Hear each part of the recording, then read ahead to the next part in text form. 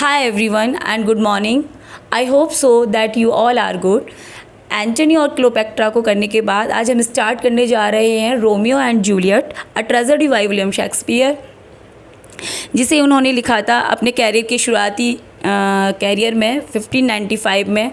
The play based on an Italian tale the tragical history of Romeus and Juliet by Arthur Brooke. इस play का main hero है Romeo Montague and heroine है Juliet Capulet. तो friends, play को शुरू करते हैं without wasting any time. चलिए फ्रेंड्स, इस प्ले की सेटिंग रखी गई है वरोना में, और ये जो प्ले का शुरुआत होती है वो एक स्ट्रीट ब्रॉल से होती है, यानी झगड़े से। ओके, कहानी इटली के वरोना शहर की है। वहाँ के दो अमीर घरानों मॉन्टैग एंड कैपुलेट में पुराना झगड़ा था। नाटक के शुरू में ही इन दोनों घरानों के नौकरों में खूनी झड़प होती है। शहर के लोग आए दिन ऐसे झगड़ों से परेशान हो चुके थे। तभी वरोना शहर का राजकुमार प्रिंस एस्केलस आता है और लोगों की शिकायत पर आदेश देता है कि आगे से जिसने भी ये झगड़ा किया उसे मौत के घाट उतार दिया जाएगा। इसी बीच बेनवोलियो अपने चचेरे भाई रोमियो से मिलता है। रोमियो मॉन्टैग का बेटा था। रोमियो बहुत उदास दिखता है। बेनवोलियो से उदासी का कारण पूछता है। काफ़ी पूछने पर रोमियो बताता है कि वो कैपुलेट घराने की लड़की रोजालिंड के प्यार में पड़ चुका है, लेकिन वो लड़की उससे प्यार नहीं करती। बेनवोलियो रोमियो को समझाता है कि रोजालिंड को भूल जाए और किसी खूबसूरत लड़की से प्यार करे, लेकिन रोमियो कहता है कि ऐसा असंभव है और वह दुखी हो जाता है। इसी बीच प्रिंस एस्केलस का रिश्तेदार पेरिस जूलियट के पिता कैपुलेट से उसका हाथ मांग लेता है। कैपुलेट बहुत खुश होता है, लेकिन पेरिस से कहता है कि जूलियट अभी 14 साल की भी नहीं हुई है और शादी के लिए 2 साल रुक जाए। कैपुलेट हर बार की तरह एक बड़े भोज की दावत रखता है। वो पेरिस को भी उसमें आने के लिए कहता है ताकि वो जूलियट से मिल सके और उसका दिल जीत सके। पेरिस खुशी खुशी राजी हो जाता है। इधर बेनवोलियो और रोमियो अभी भी रोजालिंड के बारे में ही बातें कर रहे थे। तभी कैपुलेट का अनपढ़ नौकर वहाँ से गुजरता है। वो इनविटेशन की लिस्ट दिखाकर किसी का पता पूछता है। रोमियो लिस्ट में रोजालिंड का नाम देखता है। रोजालिंड का नाम देखते ही रोमियो को वहाँ जाने का मन होने लगता है। नौकर के जाने के बाद बेनवोलियो कहता है कि उन दोनों को इस दावत में चुपके से जाना चाहिए। वह सोच रहा था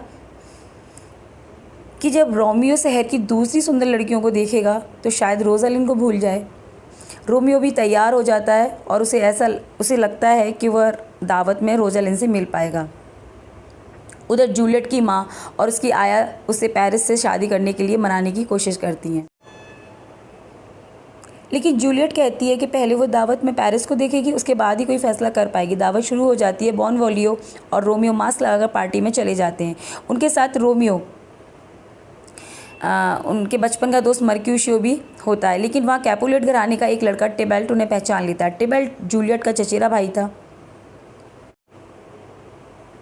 वो तलवार निकालकर उन पर हमला करने ही वाला था कि कैपुलेट उसे रोक देता है, क्योंकि वो चाहता नहीं था कि उसकी पार्टी का माहौल ख़राब हो, और वो तीनों बिन बुलाए मेहमानों को दावत का आनंद लेने को कहता है। तभी रोमियो की नज़र जूलियट पर पड़ती है। उसे देखते ही उसके प्यार में पड़ जाता है। वो रोजालिंड को एकदम भूल जाता है उसे देख के। फिर वो जूलियट से बातें करने लग जाता है। उसकी पोएटिक बातें सुनकर जूलियट मंत्रमुग्ध हो जाती है और उसे दिल दे बैठती है। इसके बाद दोनों एक दूसरे को प्यार वगैरह करते हैं। अभी उन्हें एक दूसरे का नाम भी नहीं पता था। दावत के बाद रोमियो के दोस्त घर चले जाते हैं, लेकिन रोमियो बगीचे की दीवार फांदकर जूलियट के कमरे की खिड़की के नीचे खड़ा हो जाता है। जूलियट ऊपर खिड़की के पास छोटी बालकनी में खड़ी थी। उसे पता नहीं था कि रोमियो खड़ा है। ये इस प्ले का फेमस सीन है, बालकनी सीन। लेकिन वो खुद से उसी के बारे में बातें कर रही थी। जब उसने कहा कि वो रोमियो से बेहद प्यार करती है तो रोमियो खुद को रोक नहीं पाया। वो जूलियट के सामने आ जाता है। फिर ऊपर चढ़कर जूलियट के पास पहुंच गया। दोनों ने अपने प्यार का इजहार किया और प्यार के कस्में वादे वगैरह वगैरह किए। लेकिन बाद में रोमियो को पता चलता है कि वो जिस लड़की के प्यार में पड़ गया है वो खुद कैपुलेट की बेटी जूलियट थी। यह जानकर वो बेहद निराश हो जाता है, क्योंकि उसे लगता है कि अब शादी तो होने से रही। जूलियट को भी पता चलता है कि उसे जिस लड़के से प्यार हो गया है वो उसके पिता के दुश्मन मॉन्टैग का बेटा रोमियो था। वह भी हताश हो जाती है।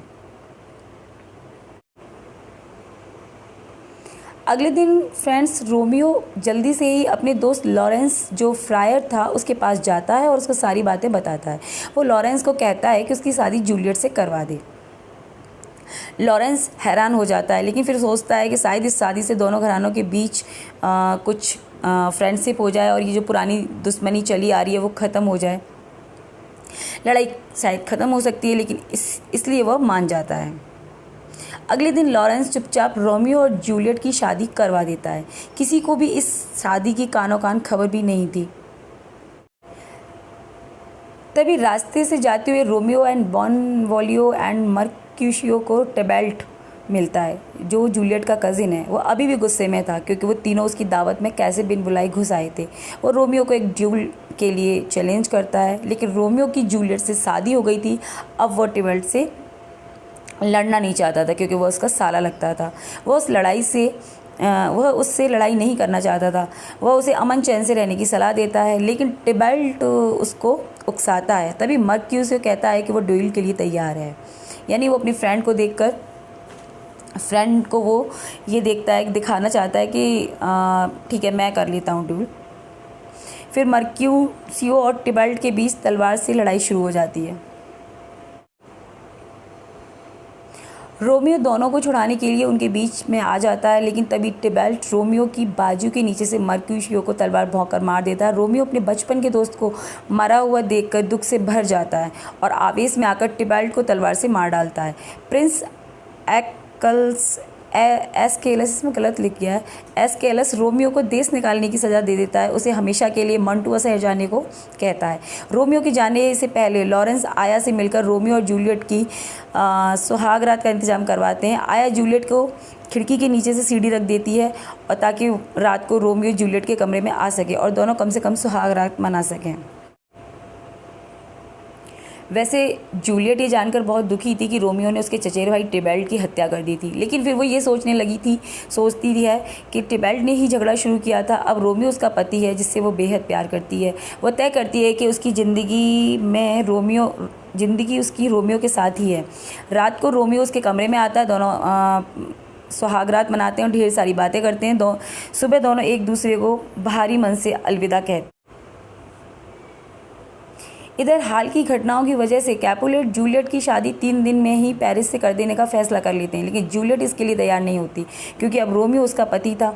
वह आया से सलाह लेती है कि वो क्या करे, लेकिन वो कहती है कि अब उसे रोमियो को जो आया है वो उससे ये कहती है कि उसे रोमियो को भूल जाना चाहिए और जहाँ उसके पिताजी कह रहे हैं वहीं उसे शादी कर लेनी चाहिए, यानी पेरिस से उसे शादी कर लेनी चाहिए। जूलियट ये सुनकर दुखी हो जाती है। फिर वो चुपके से लॉरेंस से मिलती है और उसे हर बात बताती है। लॉरेंस एक प्लान बनाता है। वो जूलियट को एक दवाई दे देता है और कहता है कि दवाई पीकर जूलियट कुछ घंटों तक मृत रहेगी, लेकिन बाद में जाग जाएगी। परिवार वाले जूलियट को पैतृक शवगृह में रख देंगे और वहाँ से क्या होगा कि रोमियो उसे अपने साथ ले जाएगा। ये प्लान उधर लॉरेंस अपने दोस्त जॉन के हाथों रोमियो को मैसेज भिजवाता है जिससे सारा प्लान लिखा हुआ था, मतलब जिसमें सारा प्लान लिखकर वो रोमियो के पास मैसेज भिजवा देता है। लेकिन दुर्भाग्य से जॉन को प्लेग से ग्रस्त समझकर एक घर में क्वारंटाइन कर दिया जाता है, जिससे क्या होता है कि वो जो मैसेज था वो रोमियो तक नहीं पहुँच पाता। इससे रोमियो को लॉरेंस के प्लान के बारे में पता नहीं चल पाता। बाकी लोगों की तरह उसे भी यही खबर मिलती है कि जूलियट ने आत्महत्या कर ली है। वो घोर निराशा और दुख में डूब जाता है। फिर वो एक दुकान से जहर की बोतल लेता है और वरोना के लिए चल पड़ता है। वह जूलियट के पास जाकर और जहर पीकर अपना वहीं पर वो मरने के लिए सोचता है। जब रोमियो शवगृह के बाहर पहुंचता है तो पेरिस उसे रोकने की कोशिश करता है। दुख में डूबा रोमियो उससे कहता है कि वो वहाँ पर आत्महत्या करने के लिए आया है और इसलिए उसे वो अंदर जाने दे। जब पेरिस उसकी नहीं सुनता तो वो उस पर तलवार से हमला कर देता है, लेकिन इस लड़ाई में रोमियो उसे मार देता है। सब घर के अंदर पहुंचकर रोमियो जूलियट का सिर गोद में रखकर रोने लगता है। वह उसे मरा हुआ समझता है, जबकि वह सिर्फ बेहोश थी। अब उसे पता ही नहीं था कि वो बेहोश है। फिर वो अपने साथ लाया जहर पी लेता है और वहीं पर मर जाता है। तभी लॉरेंस आता है और देखता है कि रोमियो ने पेरिस को मार दिया और खुद भी जहर पीकर आत्महत्या कर ली है। वो बड़ा दुखी हो जाता है। अब क्या होता है रोमियो इसी बीच जूलियट को भी अब होश आ जाता है। लॉरेंस जूलियट को वहाँ से भाग चलने के लिए कहता है, लेकिन वो नहीं मानती। तभी पहरेदारों की आने की आहट होती है और लॉरेंस जल्दी से वहाँ से वो चला जाता है। जूलियट देखती है कि रोमियो ने उसे मरा जानकर उसके गम में जहर पीकर आत्महत्या कर ली थी। वो घोर निराशा और शोक में डूब जाती है। फिर वो रोमियो को किस करती है ताकि रोमियो के होठों पर लगा जहर से उसकी भी मौत हो जाए, लेकिन वो जहर बहुत कम था। जूलियट इससे भी नहीं मरती। अंततः जूलियट रोमियो का खंजर लेती है और अपने सीने में घोंप लेती है। उसका मृत शरीर रोमियो के ऊपर गिर जाता है। तभी प्रिंस कैपुलेट, मॉन्टेग और तमाम लोग वहाँ पहुँचते हैं। लॉरेंस सबको रोमियो जूलियट के सच्चे प्यार और गुप्त शादी के बारे में बताता है और किस तरह उसने ही दोनों को मिलवाने का सारा प्लान बनाया था ये भी बताता है। मॉन्टेग बताते हैं कि रोमियो की माँ भी उसके देश निकालने की जो खबर थी उससे उसके गम में वो चल बसी थी। दोनों ही घराने तर्क करते हैं कि इस दुश्मनी की वजह से दोनों पक्षों को न जाने कितने लोगों को खो दिया है। इस दुश्मनी ने उनके निरपराध बच्चे रोमियो जूलियट की भी जान ले ली थी। अपने मृत बच्चों के शरीर देखकर कैपुलेट्स एंड मॉन्टेग अपने सालों पुरानी लड़ाई को ख़त्म करने का डिसीज़न लेते हैं। मॉन्टेग अपनी सालों की जो पुरानी जो लड़ाई थी उसको ख़त्म करने के लिए सहमत हो जाते हैं। वो रोमियो और जूलियट के सोने के स्टैच्यू वरोना शहर में लगाने की घोषणा करते हैं और अंत में प्रिंस एक शेर कहते हैं, for never was a story of more woe than this of Juliet and her Romeo. यानी कोई भी लव स्टोरी इतनी ट्रेजिक नहीं होगी जितनी कि जूलियट एंड रोमियो की है। और इन्हीं लाइंस के साथ फ्रेंड्स ये प्ले समाप्त हो जाता है और आई होप आप लोगों को ये प्ले ज़रूर पसंद आया होगा। Thank you so much friend, thank you.